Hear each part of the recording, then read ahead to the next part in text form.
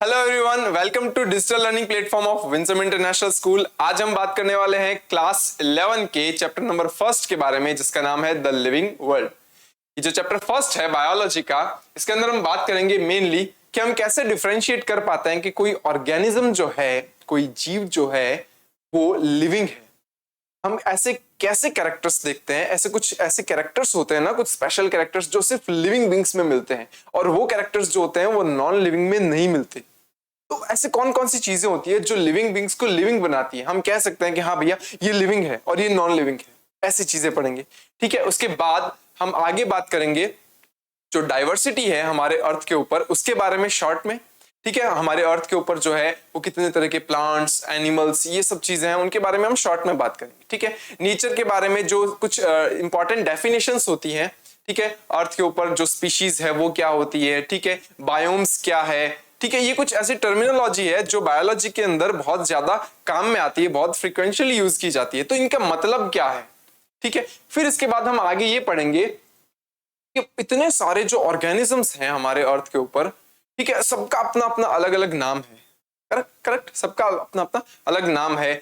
अगर हम एक एक की स्टडी करने बैठ जाए ना, एक एक की स्टडी करने बैठ जाएंगे तो बहुत टाइम लग जाएगा। हमारी जनरेशंस जो होती है ना, वो जनरेशन से जनरेशन चलती रहेंगी, स्टडी खत्म ही नहीं होगी।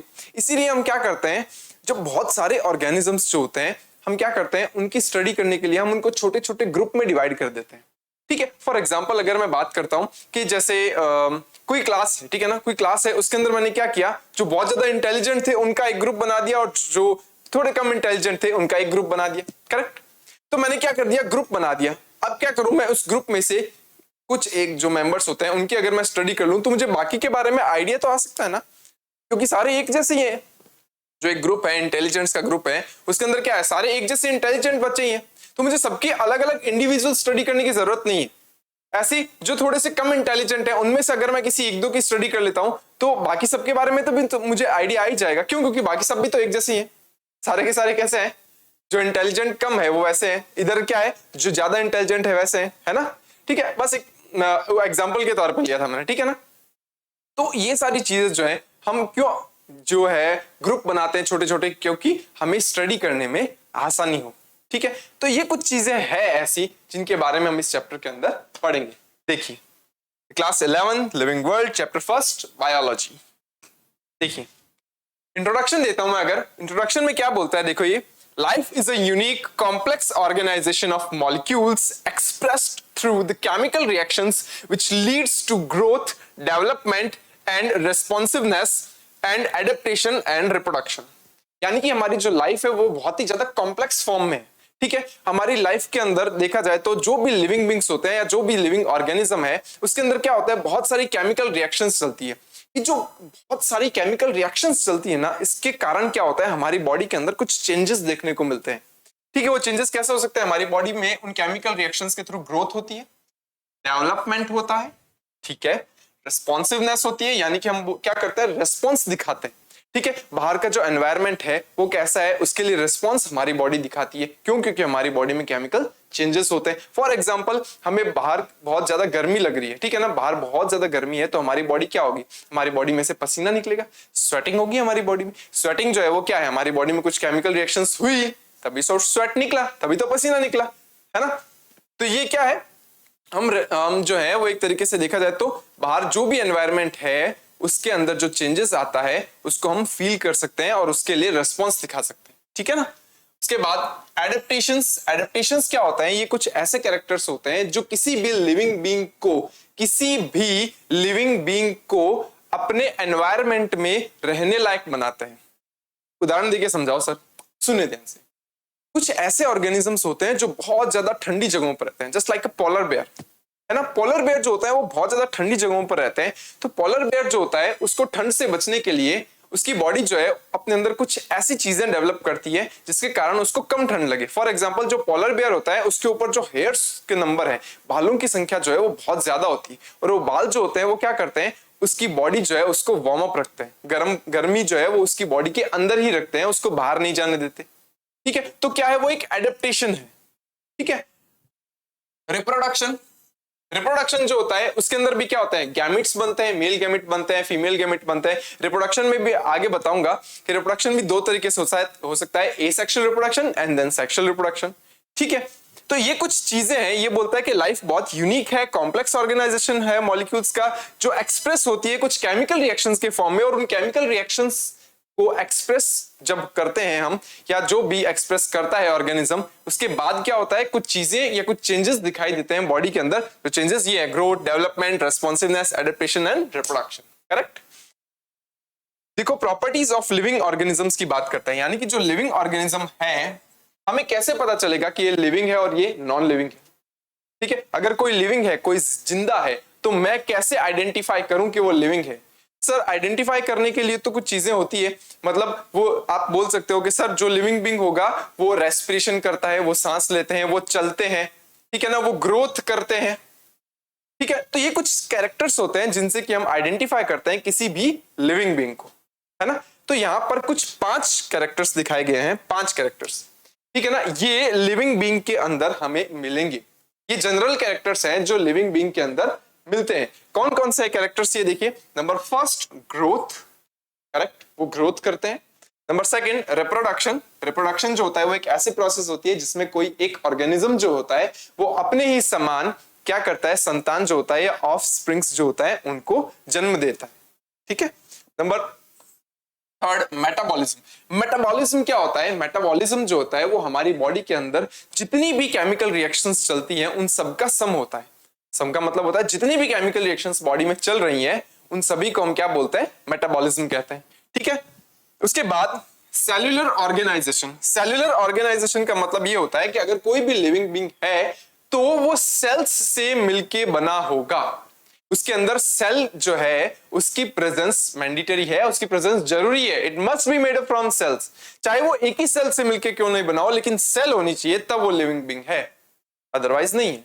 ठीक है। इसके लिए आपको पता है क्या, वायरस होता है ना, वायरस जो होता है उसके अंदर सेल्यूलर स्ट्रक्चर नहीं है, वो सेल नहीं है। तो वायरस में पता है क्या होता है, वायरस में सिर्फ एक प्रोटीन की कवरिंग होती है और उसके अंदर उनका जेनेटिक मटेरियल होता है जिसको हम बोलते हैं डीएनए या आरएनए, कुछ भी हो सकता है। सेल नहीं है इसके अंदर। तो वायरस जो है उसको हम क्या बोलते हैं, उसको हम लिविंग भी नहीं मानते। ठीक है ना।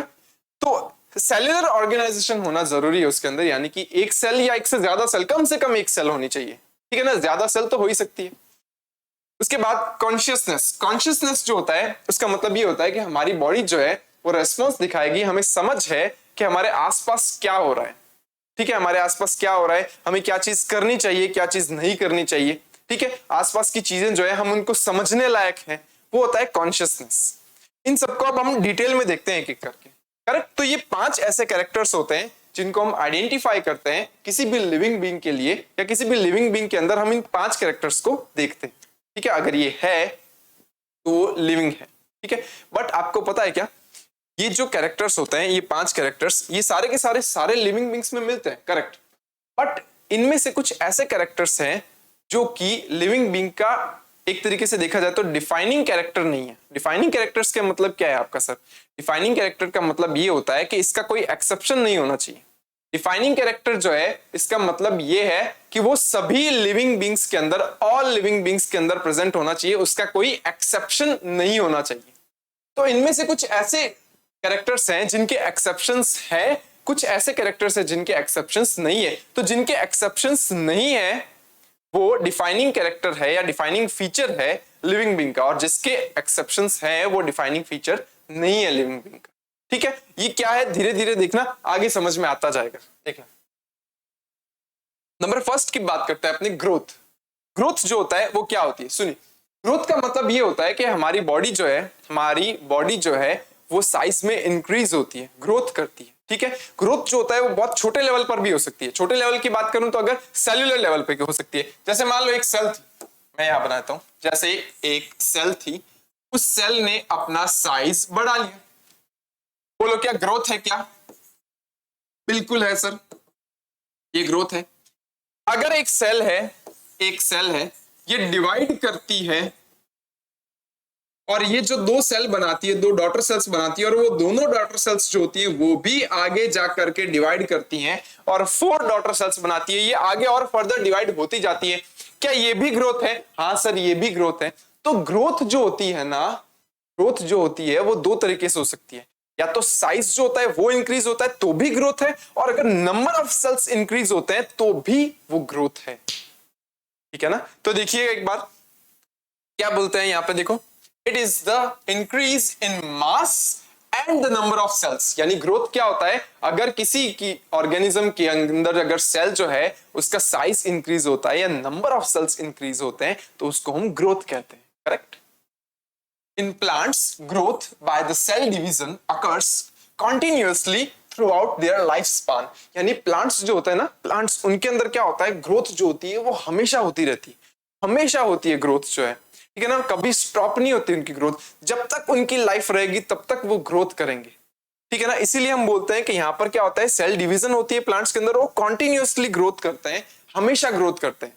लेकिन एनिमल्स में ऐसा नहीं होता, प्लांट्स जो होते हैं वो हमेशा ग्रो करते हैं। सर इसका रीजन क्या है? प्लांट्स के अंदर क्या होता है, कुछ स्पेशल सेल्स होती है जिनको हम मेरिस्टेमेटिक सेल्स बोलते हैं।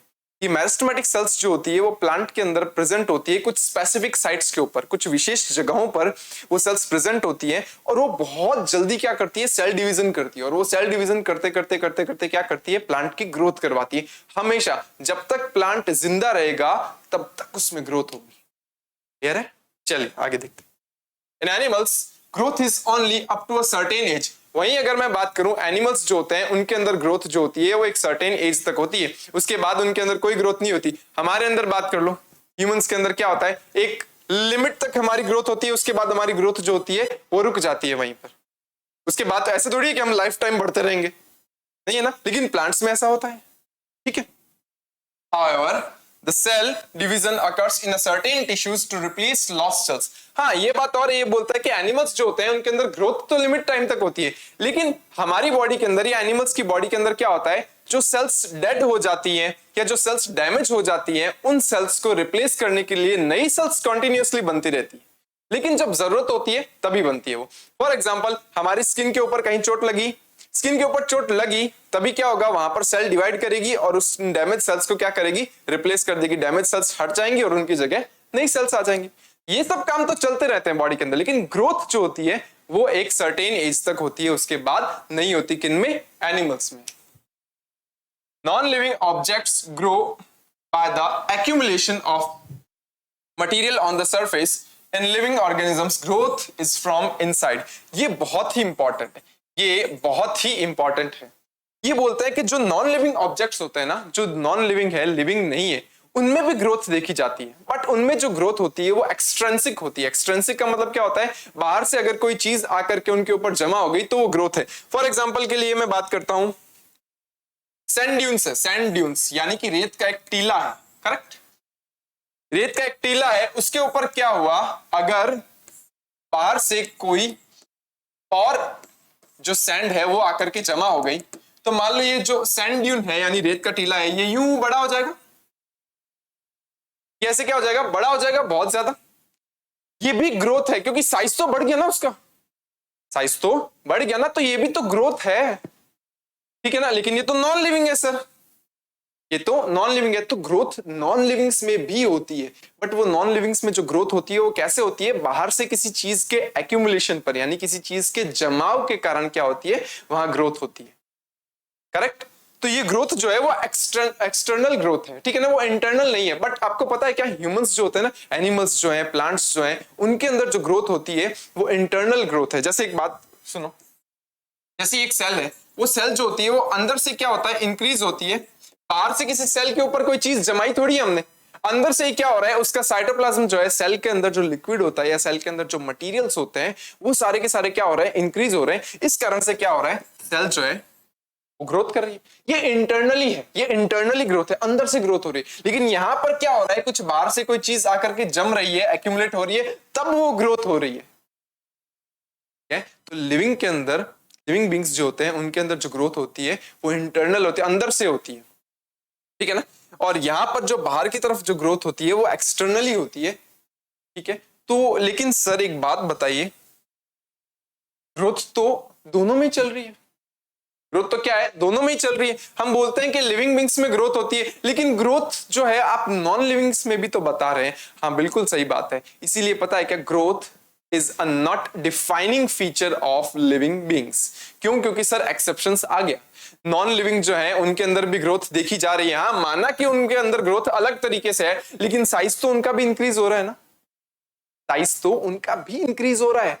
इसीलिए एक जनरल कैरेक्टर है ग्रोथ, लिविंग बींग्स का जनरल कैरेक्टर है, but it is not a defining character of living beings. Growth is a not defining characters of living beings, क्योंकि ग्रोथ जो है वो लिविंग में होने के साथ साथ नॉन लिविंग बींग्स के अंदर या नॉन लिविंग चीजें जो होती है उनके अंदर भी देखी जाती है। मैंने अभी अभी थोड़ी देर पहले बताया था कि एक्सेप्शन नहीं होना चाहिए, वो चीज सिर्फ और सिर्फ क्या होनी चाहिए, लिविंग बींग्स में होनी चाहिए, तभी वो क्या है, डिफाइनिंग फीचर है लिविंग बींग्स का। तो ग्रोथ तो नहीं है सर, क्योंकि ग्रोथ लिविंग बींग्स में होने के साथ साथ नॉन लिविंग्स में भी होती है।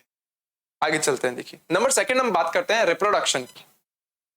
रिप्रोडक्शन जो होता है वो एक ऐसी प्रोसेस होती है जिसमें कोई ऑर्गेनिज्म जो है वो क्या करता है, अपने ही समान ऑफस्प्रिंग्स प्रोड्यूस करता है। Correct? It is the production of progeny similar those of parents, यानी पेरेंट्स जो होते हैं वो क्या करते हैं, अपने ही समान प्रोजेनी जो है या ऑफस्प्रिंग्स जो है वो प्रोड्यूस करते हैं। Organisms reproduce asexually and sexually. Organisms जो होते हैं उनके अंदर रिप्रोडक्शन दो तरीके से होता है, एसेक्सुअली और सेक्सुअली रिप्रोडक्शन। देखिए कैसे, ध्यान से सुनिएगा। एसेक्सुअल रिप्रोडक्शन ऐसा रिप्रोडक्शन होता है जिसके अंदर केवल और केवल एक सिंगल पेरेंट जो होता है वो अपने ही प्रोजेनी बना सकता है। फॉर एग्जाम्पल बात करते हैं, सुनना ध्यान से। आप सभी ने ये देखा होगा, सर ये क्या है, ये अमीबा है, ठीक है।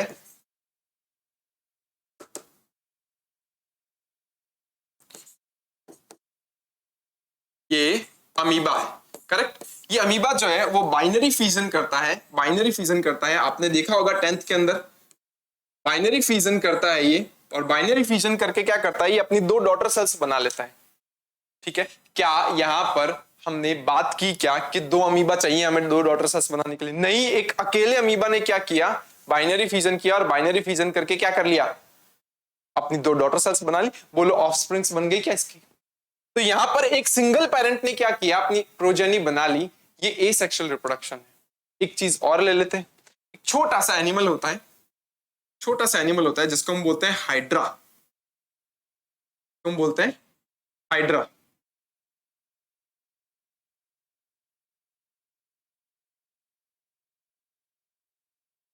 ये हाइड्रा है, ठीक है। ये जो हाइड्रा होता है इसके अंदर क्या होता है, एक छोटी सी बड बनती है। एक छोटा सा हाइड्रा कह दूं मैं, यहाँ पे छोटी सी बड बनती है, ठीक है। और ये जो छोटा हाइड्रा बनता है यहाँ पर, कुछ टाइम के बाद ये हाइड्रा जो होता है वो अपने पेरेंट हाइड्रा से अलग हो जाता है, और अलग होकर के आगे चल करके एक मैच्योर हाइड्रा बनेगा।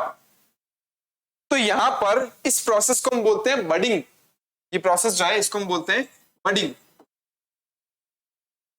तो बताओ, क्या यहां पर एक सिंगल हाइड्रा ने, क्या यहां पर एक सिंगल हाइड्रा ने क्या किया, अपनी ऑफस्प्रिंग बना ली क्या? करेक्ट। यहां पर एक सिंगल पेरेंट जो है वो अपनी प्रोजेनी बना रहे हैं, अपनी ऑफस्प्रिंग्स बना रहे हैं। इसलिए मैं कह सकता हूं कि यहां पर क्या है, ये एसेक्सुअल रिप्रोडक्शन है। वहीं सेक्सुअल रिप्रोडक्शन क्या होता है, जिसके अंदर क्या होता है, हमें मेल और फीमेल दो जो है दो पेरेंट्स की जरूरत होती है। क्यों? क्योंकि मेल जो होता है, जो मेल पेरेंट होता है उसके अंदर एक स्पेशल सेल बनती है जिसको हम बोलते हैं स्पर्म। उसको हम क्या बोलते हैं, स्पर्म बोलते हैं। ये स्पर्म है। और जो फीमेल पेरेंट होता है उसके अंदर बनता है क्या, ओवम या एग बोल सकते हैं हम इसको। ये जो स्पर्म और ओवम जो होते हैं, जब ये आपस में फर्टिलाइज करते हैं, जब ये आपस में मिलते हैं, तो पता है क्या बनता है, तो एक स्पेशल सेल बनती है, दैट इज कॉल्ड जाइगोट।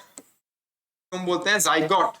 और ये जो जाइगोट होता है उसके अंदर धीरे धीरे सेल डिवीजन होते हैं, number of the cells increase होते हैं, और वो आगे चल करके क्या बनाता है, एक न्यू ऑफस्प्रिंग बनाता है, ठीक है। एक नया ऑर्गेनिज्म बनता है इससे, जाइगोट से। तो यहां पर हमें क्या चाहिए, दो पेरेंट्स चाहिए। तो ऐसा रिप्रोडक्शन जिसके अंदर एक सिंगल पेरेंट ही अपनी प्रोजेनी बना लेता है उसको हम बोलते हैं एसेक्सुअल रिप्रोडक्शन। एंड देन अगर दो पेरेंट्स चाहिए, मेल और फीमेल दो चाहिए, क्यों? क्योंकि हमें मेल के अंदर स्पर्म्स जो होता है वो, और फीमेल के अंदर जो ओवम होता है वो, इन दोनों का यूज करना है, क्योंकि ये दोनों जो फर्टिलाइज करेंगे आपस में, उसके बाद जाइगोट बनेगा और जाइगोट से नया ऑर्गेनिज्म बनेगा। ये प्रोसेस जो होती है इसको हम सेक्सुअल रिप्रोडक्शन बोलते हैं, ठीक है। जो हायर ऑर्गेनिजम्स होते हैं ना, बड़े बड़े, ठीक है ना, complex organism just like human भी, ठीक है ना, उनके अंदर होता है ये सेक्सुअल रिप्रोडक्शन। ठीक है। ए सेक्सुअल रिप्रोडक्शन जो होता है उसके अंदर ज्यादा टाइम भी नहीं लगता, और सेक्सुअल रिप्रोडक्शन जो होता है उसमें बहुत टाइम लगता है। फॉर एग्जाम्पल कोई बैक्टीरिया है, हाइड्रा है, ये अमीबा है, इनके अंदर क्या होता है, ये प्रोसेस होने में कुछ मिनटों से लेकर के कुछ घंटों तक का टाइम लगता है। वहीं अगर मैं सेक्सुअल रिप्रोडक्शन के अंदर बात कर लूं, स्पर्म, ओवम बनना, फर्टिलाइज होना, जाइगोट बनना, फिर उससे नया ऑर्गेनिज्म बनना, बहुत टाइम लगता है। इवन ह्यूमन बींग्स में आपको पता है, ह्यूमन बींग्स के अंदर तो एक बेबी के डेवलपमेंट पे 9 मंथ्स लगते हैं, 9 मंथ लगते हैं। तो सेक्सुअल रिप्रोडक्शन बहुत कॉम्प्लेक्स प्रोसेस है, ठीक है ना, और टाइम भी लेती है। ठीक है, वापस चलते हैं अपने रिप्रोडक्शन वाले पर। देखो, organisms reproduce by asexually and sexually. Growth is the increase in cell number और मास। ग्रोथ क्या होती है, अभी अभी थोड़ी देर पहले देखा था अपनों ने, साइज इंक्रीज हो रहा है सेल का, या नंबर ऑफ सेल्स जो है वो बढ़ रहे हैं, तो वो ग्रोथ है। ठीक है, hence in a unicellular organisms growth and reproduction are same. हाँ करेक्ट, यूनिसेल्युलर ऑर्गेनिजम्स जो होता है उनके अंदर ग्रोथ और रिप्रोडक्शन दोनों सेम ही। क्यों? क्योंकि जब वो ग्रोथ कर रहे होंगे तो वो अपने सेल के नंबर बढ़ा रहे होंगे। ठीक है, सेल के नंबर बढ़ना यानी नंबर ऑफ द सेल्स जो इंक्रीज होती है, ये भी तो एक तरीके की ग्रोथ है। और ये ग्रोथ जो है उसी के टाइम पर क्या हो रहा है, उनमें रिप्रोडक्शन भी हो रहा है, यानी कि उनके नंबर भी बढ़ रहे हैं। तो यूनिसेल्युलर ऑर्गेनिजम्स जो होते हैं उनके अंदर ग्रोथ और रिप्रोडक्शन सेम ही होता है। क्योंकि देखो क्या है, ये एक सेल है, अमीबा की सेल है, ये 1 से 2 प्रोजेनी बना रही है अपनी। ठीक है, तो क्या हो गया, क्या ये ग्रोथ है, नंबर ऑफ सेल्स इंक्रीज होना ग्रोथ भी है, और यहां पर जब ये अपनी 2 डॉटर सेल्स बना रहे हैं तो क्या ये रिप्रोडक्शन भी है? हाँ सर, ये रिप्रोडक्शन भी है। तो क्या होता है, यूनिसेलुलर ऑर्गेनिजम्स जो है उनके अंदर क्या है, ये ग्रोथ भी और रिप्रोडक्शन दोनों ही क्या होता है, सेम होता है। ठीक है, देखिए आगे, many organisms do not reproduce. Many organisms do not reproduce. कुछ ऐसे ऑर्गेनिजम्स होते हैं जो रिप्रोडक्शन नहीं कर पाते हैं। क्या सच में? बिल्कुल बिल्कुल, वो है लिविंग बींग्स पर वो रिप्रोडक्शन नहीं कर पाते हैं। एक्सेप्शंस है, एक्सेप्शंस याद करो, एक्सेप्शंस आ गए हैं, मतलब रिप्रोडक्शन जो है वो भी डिफाइनिंग कैरेक्टर नहीं है लिविंग बींग्स का। क्यों? मैंने कहा था एक्सेप्शंस नहीं होने चाहिए। करेक्ट। अब देखो कौन से ऑर्गेनिजम्स हैं जो रिप्रोडक्शन नहीं कर पाते हैं। म्यूल्स, जिनको हम आम भाषा में क्या बोलते हैं, खच्चर कहते हैं। म्यूल्स जो है वो किससे बना है, वो जो है, जो डोंकी होता है, गधा जो है वो, और हॉर्स जो है, ठीक है ना, यानी कि हॉर्स में भी फीमेल हॉर्स, जिनको हम मेयर बोलते हैं, उनके आपस में हाइब्रिडाइजेशन से बना है। म्यूल जो है वो आगे रिप्रोडक्शन नहीं कर सकता है। आपने देखा होगा म्यूल जो होते हैं वो कहाँ काम आता है, जो हिली एरियाज होते हैं, पहाड़ी वाले जो एरियाज होते हैं, वहां पर क्या होता है, किसी सामान वगैरह जो है उनको कैरी करने के काम आता है वो। ठीक है ना, तो ये आगे रिप्रोडक्शन नहीं कर सकते हैं। वर्कर बीज, वर्कर बीज जो होती है, जो हनी बीज होती है, उनके अंदर 3 तरह की बीज होती है। एक होते हैं फीमेल, ठीक है, तो और दूसरा होता है मेल। ठीक है ना, फीमेल में भी 2 तरह की होती है। फीमेल जो होता है वो भी 2 तरह की होती है, एक तो होती है क्वीन बी और एक होती है वर्कर बी, और तीसरा जो है वो हो गया मेल। तो फीमेल जो होती है वो 2 तरह की होती है, कौन कौन सी होगी, क्वीन हो गई और दूसरा हो गया वर्कर बीज। ये दोनों फीमेल होती है और एक मेल होता है। इसमें से क्वीन जो होती है उसका काम होता है एग्स देना, एग्स प्रोड्यूस करना। मेल जो होता है उसका काम होता है स्पर्म्स देना। लेकिन वर्कर बीज जो होती है वो क्या करती है, वो पूरा का पूरा छत्ते का एक बिहाइव जो होता है उसका मैनेजमेंट संभालती है, वो रिप्रोडक्शन नहीं करती। तो हनी बीज जो है उनके अंदर जो वर्कर बीज होती हैं वो रिप्रोडक्शन नहीं कर पाती हैं। तो क्या वो लिविंग नहीं है? क्या बिल्कुल लिविंग है, लेकिन एक्सेप्शनली वो लिविंग होते हुए भी रिप्रोडक्शन नहीं कर पा रही। ठीक है, ठीक है। उसके अलावा इनफर्टाइल ह्यूमन कपल्स, कुछ ह्यूमन कपल्स जो होते हैं वो भी इनफर्टाइल होते हैं। उनके अंदर क्या हो सकता है, जो स्पर्म या ओवम प्रोडक्शन में कुछ खराबी आ सकती है, तो हो सकता है कि उनमें भी रिप्रोडक्शन की कैपेबिलिटी नहीं हो। तो क्या फिर वो लिविंग बीइंग नहीं रहेंगे? क्या नहीं यार, लिविंग बीइंग तो है ही ना यार, लिविंग तो है ही, लेकिन उनमें रिप्रोडक्शन की कैपेसिटी नहीं है। तो बेसिकली कह सकते हैं हम कि हो सकता है कि कुछ लिविंग बीइंग्स जो है वो रिप्रोडक्शन नहीं कर पाते हैं। ठीक है, ये सब एक्सेप्ट है। Hence the reproduction is a not perfect defining characteristic of living organisms. Exceptions आ गए, और अगर एक्सेप्शंस आएंगे तो क्या होगा, डिफाइनिंग कैरेक्टर्स नहीं है वो। करेक्ट, ये होता है रिप्रोडक्शन। बात करते हैं हम आगे और कैरेक्टर्स की। देखिए मेटाबॉलिज्म, मेटाबॉलिज्म जो होता है वो क्या होता है, मेटाबॉलिज्म मैंने अभी अभी बताया था कि हमारी बॉडी के अंदर जितनी भी केमिकल रिएक्शंस चलती हैं, वो केमिकल रिएक्शंस जो होती है उनको हम मेटाबॉलिज्म कहते हैं। ठीक है, मेटाबॉलिज्म जो होता है वो 2 तरीके का हो सकता है, एक होता है कैटाबॉलिज्म और एक होता है एनाबॉलिज्म। क्या हाँ, कैटाबॉलिज्म और एनाबॉलिज्म। तो मेटाबॉलिज्म जो होता है उसमें भी दो टाइप्स होते हैं, लिख देता हूं मैं यहाँ पे, कैटाबॉलिज्म और एनाबॉलिज्म। ये जो कैटाबॉलिज्म और एनाबॉलिज्म जो होते हैं इसके अंदर क्या होता है सर? कैटाबॉलिज्म का मतलब होता है अगर कोई भी चीज जो है, कोई भी बड़ी चीज है, वो आगे चल करके स्मॉल स्मॉल छोटी छोटी चीजों के अंदर कन्वर्ट हो जाती है, उसको हम कैटाबॉलिज्म बोलते हैं, मतलब किसी चीज का टूटना। और वहीं एनाबॉलिज्म क्या होता है? एनाबॉलिज्म के अंदर क्या होता है, कोई भी चीज जो है छोटी छोटी जो सबस्ट्रेट होते हैं वो मिल करके एक बड़ी चीज बनाते हैं, ठीक है। तो यहाँ पर इसका ठीक उल्टा है, छोटे छोटे सबस्ट्रेट जो है मिल करके एक बड़ी चीज बनाते हैं और बड़ा करते हैं, बड़ी चीज बनाते हैं, that is called anabolism. Sir इसका एग्जाम्पल तो दो, क्या है ये कैटाबॉलिज्म और एनाबॉलिज्म? तो कैटाबॉलिज्म और एनाबॉलिज्म जो होता है उसके अंदर क्या होता है, देखो ध्यान से सुनना। रेस्पिरेशन है, रेस्पिरेशन, रेस्पिरेशन, रेस्पिरेशन जो होता है उसके अंदर क्या होता है आपको पता है? ग्लूकोज मॉलिक्यूल जो होता है वो ब्रेक डाउन होता है कार्बन डाइऑक्साइड में।